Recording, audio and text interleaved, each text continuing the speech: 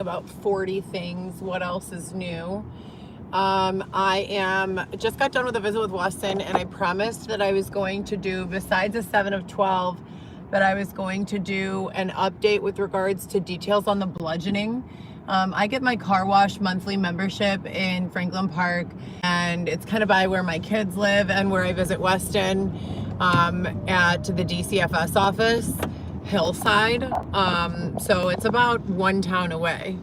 It used to be at the DCFS office at Maywood, but that office was so ghetto and nasty. I'm so glad they switched because it was just awful. So I had my visit, and then when I'm done with my visit, I always go to get a car wash and gas up my car and then start working immediately after, whether I'm driving humans or food or whatever I'm doing. So everyone's been asking about the bludgeoning, what happened with the bludgeoning, etc. and so forth. You see this, right, Xavier? So this is 3 times we've left the car wash and come back in an hour on a Monday, on a day when the kids are in school at 2 p.m. 3 times we've left and come back from 1 to 2:51, 1:30 to 2:51 or 2. And the line has been so long that it's out to the street. That never happens. I don't know. These people are on complete and total bullshit, and then there's no one in the vacuum line. So fix your virtual fucking experience, because it's not at all accurate. But anyways, everyone's been asking me to elaborate on the bludgeoning situation, and I just did an Instagram post saying that I would, and that I would link the explanation. So here I am.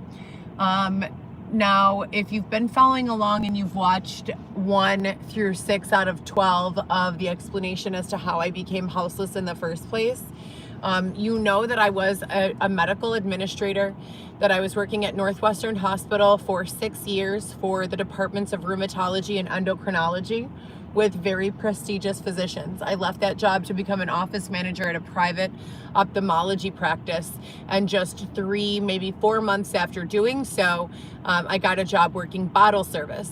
About a month after I entered the bottle service nightlife industry, I started getting extorted by a detective named David Shepard. David Shepard and someone under investigation named Dylan Smith, together and apart, caused me to participate in what they called playing ball. Dylan and I fell in love and became engaged, and he became my source of strength and protection from the unlawfulness that was taking place. I was being told by this member of law enforcement that my children would be taken by the DCFS system. Mind you, I'm an administrator, so maybe not president of a company, but I'm working in, corporate, in a respectable position with a lot of people, who rely on me. And I'm doing so in the company of some of the most prestigious doctors that we have in this country. And the relevance and importance of me explaining it that way is because a lot of people have been blaming the circumstances that have unfolded since the release of Dylan Smith, inmate number Y12173 of the IDOC. A lot of people have been blaming the occurrences that have taken place since that time on various things that are not true, nor are they the true reason for the issues and adversity. First and foremost, my mental health. My mental health has never been the issue, and I would like to ask that people take into mind that when you work shoulder to shoulder for 50, 60 hours a week, every week for 6 years with some of the most prestigious doctors that money can buy, they'd be able to tell if you had some sort of qualifying or disqualifying mental health condition that didn't allow you to parent, right? So, and they didn't. My children all lived with me full time prior to the occurrences of Dylan's release, and my appearance in the reality TV show. Even during the time that I was being extorted by law enforcement into working as an escort, into selling sexy content, into stealing electronic communication devices from various of their targets or interested people in that were being investigated, that law enforcement could not move on. So the reason all of that is relevant is because Dylan was then released. And when Dylan was released, I was under the impression that we were going to be in some sort of protected space where our families could no longer be threatened by anyone, law enforcement or not, to say, if you don't X, then we will Y. That is literally called extortion. So if a detective tells you you have to go steal this girl's laptop, otherwise I will come, followed by a threat, that's unlawful. That's extortion. Internal Affairs got involved and that detective was removed, from my case. And that was in 2017. And I have been fighting and suffering for understanding and some sort of explanation as to how things have been permitted to continue on this path, considering the fact that Internal Affairs has already gotten involved. Despite that fact, I'm still to this day in 2025 cleaning up a mess that was created by that detective and others in 2015 to 17 time. Now, after Dylan was released and we did the show LAL, I started getting a lot of hatred, a lot of threats against my life, threats against my livelihood, threats against my business, threats against my everything. And it was coming in from all angles, and there was no real way for me to identify why or who. Mind you, I was also being used to gather information against ultra wealthy and ultra poor individuals and everyone in between. So where do I live now? Where is safe and acceptable for my children and I to live when these people have been using my children and I without our knowledge, permission, or consent for the last 20 years to gather information, right? This is all unresolved, all of it. So during this time, the show had just aired. And right before the show aired, Dylan and I were still living together. I didn't know this, but he sold a narrative to the show that him and I had broken up. So a lot of people from the show, producers, executive producers, people that we were in communication with, camera people, other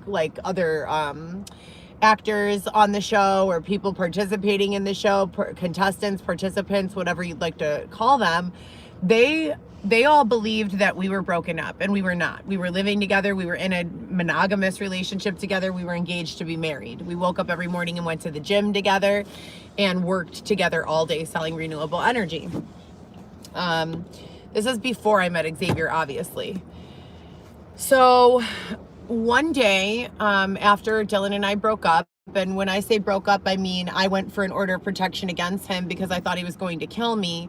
And rather than being granted that OP, I was thrown unlawfully into the street with nowhere to go. And my children had to go live with their father for the first time in their lives. My oldest was 14, my youngest was 6, and my middle was 13. And they all lived with me on a full-time basis, at least 5 days out of the week, prior to all of this going on.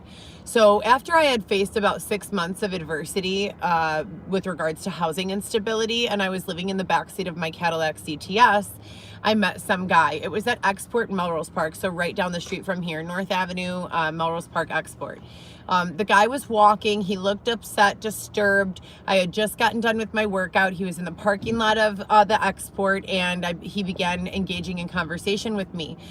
We started talking. I was all alone, and I was scared to sleep in the backseat of my car by myself because the night before I had gone to a truck stop as well as a Walmart and been followed by various members of law enforcement and told that I was not permitted to sleep there. And I kept saying, if it's the middle of the night and I can't pull over and sleep at a truck stop or a Walmart, where am I supposed to park to sleep? I don't feel safe. And I was being denied shelter assistance from day one. From literal day one, I was calling on and working with agencies such as Between Friends by Lizzie Hundren, with Lizzie Hundren, that was the caseworker, and many others. That's just one example. I have phone numbers that are, on pieces of paper this long, written line after line after line of the number I called, who I spoke with, the name of the organization, and what assistance was offered, if any. None of them offered housing or shelter. But with that being said, Xavier, I just need to move this back a little bit, please. With that being said, I received zero assistance and I decided to make the best of it. So I was literally working out like 8 to 12 hours a day at the gym, driving DoorDash or other like delivery services, Grubhub, etc., and using the money to just pay what I could pay for an Airbnb or a hotel if I could. If not, I was sleeping in the backseat of my car. I would drive over to my kids' houses and like sit in the car with them and watch a movie, bring them dinner, and then they'd go inside to their fathers and I'd leave and go to work, DoorDash, whatever. My kids didn't really know I was completely homeless until about 2 years later, after they started sexually assaulting and exploiting this newly found position of housing insecure. So now I have a house. I have an apartment, actually, not a house. I still need help with housing with regards to purchasing a house, but every single time I make a few extra dollars, it gets squeezed out of me. So anyways, back to the bludgeoning. So I'm at Melrose Park Export. This is 2021, I believe. About a year after being unlawfully displaced from my home at 2037 West Roscoe, Chicago, Illinois, 60618. When that took place, there was so much adversity and controversy that took place with that event, and I'm going to speak to that on a different YouTube video. And then I'm also going to be uploading these videos with the help of AI and ChatGPT to an easier to understand interactive platform where you can ask questions and it'll be like an AI, Heather, giving you an answer. And I'm really excited to be working on that. But so I left the Melrose Park Export and I was in my car and I start speaking to this man, and he's basically explaining to me that he lives very far away in St. Charles, that he just got done with his workout, that he had a big fight with his sister, and that his sister called the police on him and said some unlawful things. So they sent him to some place far away, not unlawful, I'm sorry, untrue things of him, unflattering, untrue things of him, that he and his sister shared rent, and that he was trying not to go home. So he was at the gym. That he and his sister's apartment was all the way in St. Charles, Illinois, and that he wanted to stay out here. I told him that I would be happy to take him to the store. He asked for a ride to get some food or snacks or something like that, that I would be happy to take him to the store and that I would be happy to work out with him here at the Melrose Park Export, you know, if he would be willing to stay with me in the car for a few hours while I slept in the back seat. I explained that law enforcement had moved me from the truck stop that I was sleeping at the night before, as well as from the Walmart parking lot. He said, no problem. There was no weirdness, no sex, no, you know, nothing. I didn't feel attacked or harmed or anything, and the same vice versa. We went to a gas station or a 7-Eleven. Mind you, it was Export. It was open 24 hours, so it was the middle of the night. We went to go get some snacks, and then we went back to the Export parking lot, and that he stood up, you know, keeping watch, and I went to sleep the first shift. Then we switched, and we just ate snacks and planned to go to the gym in the morning. When morning came, I tried to locate a clean fitness outfit from my trunk and realized that I had nothing clean. I told him I needed to go to do laundry and that he could stay at the gym. He said he wanted to go with me to the laundromat. Mind you, this is all platonic. Nothing weird going on, nothing predatory at all whatsoever, nothing unlawful or unethical. So I said that that was fine, and I thought he was cool. He reminded me of someone who I knew, you know, from back in the day, and I thought, you know, I just met a friend at the gym who's also going through hard times, which is not unheard of at Export in the middle of the night, because who's at Export in the middle of the night? Third shift workers, or I'm sorry, first and second shift workers who are awake third shift, people who get off work at 1 in the morning, 2 in the morning, and people who share apartment rents and can't be home during the night. That's pretty much it, you know? And then people like myself who are just night owls or, you know, homeless or going through things like that. So it's not uncommon to meet people who are going through similar situations. And I just felt like I had found someone who could kind of have my back while I would sleep, because of, you know, I was just not being permitted to sleep. I was being so bullied that I would be woken up like every 5 to 10 minutes, that I would fall asleep by a different member of law enforcement with the threat that I could not sleep there. It made no sense. So me and this guy wake up in the morning, I wake up in the morning and the guy's in the front seat. He hadn't robbed me. He hadn't taken the car. He hadn't stolen anything from me. And mind you, obviously, if you have a network of people who are able to help you, you don't really find yourself in these very sensitive situations where you have to rely on and trust in strangers for your physical protection or security. But I just could not keep on driving without sleep. I was absolutely exhausted. I was not on any drugs. I've never been on any drug stimulants in my entire life.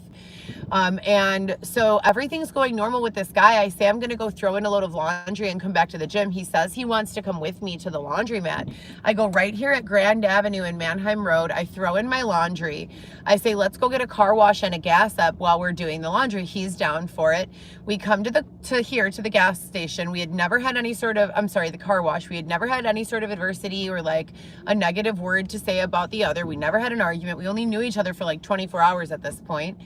And he asked me to give him a ride to St. Charles. I explained to him that I could take him to the Metro. I could even give him money for the train, to get on the train and come back down to Chicago and pick him back up at the train, but that I had to work. I was a DoorDash driver at the time, and that I could not drive him all the way to St. Charles, that I didn't have the mileage available, I didn't have the money available, and that I would rather pick him up at the Metro. It was at that point that I said no, that he began calling me every name in the book, saying that Dylan and Marissa sent him, whatever that means, and went into, first he got out of the car. I asked him to get out of the car and he said no. When he said no, I got out of the car. As soon as I got out of the car, he got out of the car, came around, he was in the passenger, I was in the driver. He began stomping on my head, punching me in the face, kicking me.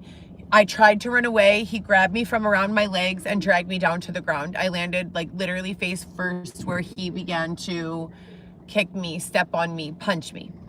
I got up, and when I got up and started to get away, I looked back to see where he was, and he had walked back to my vehicle, the Cadillac CTS, parked right here at this gas station, or car wash rather. So all of this is on video.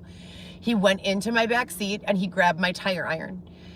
I tried to run away. I couldn't get away fast enough. He brought me to the ground again and then proceeded to begin repeatedly bludgeoning me in my head with a tire iron, a metal tire iron. I was screaming and crying and begging for help and mercy. And the next thing I knew, I woke up and an ambulance was there, and I was covered in blood. This entire side of my face was just instantly black and blue and covered in blood. At that time, the ambulance took me to Elmhurst Hospital, where I received staples to the back of my head, 4 or 5 staples. And I was held there for 5 days under 3 different diagnoses. Number 1 was that they wanted to run some sort of testing because I was positive for COVID. Number 2 was I had, a huge bludgeoning in the back of my head. They wanted me to rest and to monitor me for blood clots, to prevent some sort of, there could have been a pulmonary embolism, there could have been something else. As a driver and someone who stagnantly uses their legs a lot, combined with the fact that they had to give me coagulation medication because to stop the bleeding, they wanted to make sure that I did not get a lung. It's a stroke basically, or a blood clot that turns into a heart attack or some sort of other, respiratory or neurological issue. So they wanted to monitor me for that. And then I had also told them about everything that had taken place with being unlawfully thrown out of my home, unlawfully separated from my children, etc., and so forth, and about being raped. And at which point they said I was imagining it all, and they wanted another psych eval and held me on a 5150. Since 2020, I've had approximately 10 psych evals. They all say that I'm of sound mental health. Yet they're still using that as one of their primary reasons to keep Weston from coming home with me. In addition to that, I received 5 days inpatient stay at Elmhurst Hospital, and upon my release, I discussed with one of my friends, Fredo, who was living in Fort Lauderdale at the time, that I did not feel safe in Chicago anymore. That since filming the show, I had been assaulted on a number of occasions, and that I was concerned for my physical safety as well as the physical safety of my family, that I didn't know what to do, that I wanted to try to find a job in Florida so that I could get an apartment there and possibly bring my children to live there, that I was being harassed and stalked in real life, that I was calling the FBI, local law enforcement, and anyone who would listen for help, and that no one was helping me. I was even going live with the FBI on the phone, recording them and putting it on YouTube, Instagram, and Facebook when I would tell them, hey, I just got raped, someone is following me, they're stalking me to my Airbnbs, my bank accounts have been fraudulently accessed, I'm scared, please help.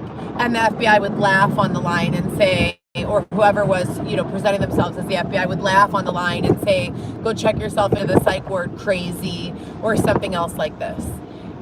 This is 6 years of this. And the reason I stopped documenting in my lives is because I thought it had all been resolved. It has started up again.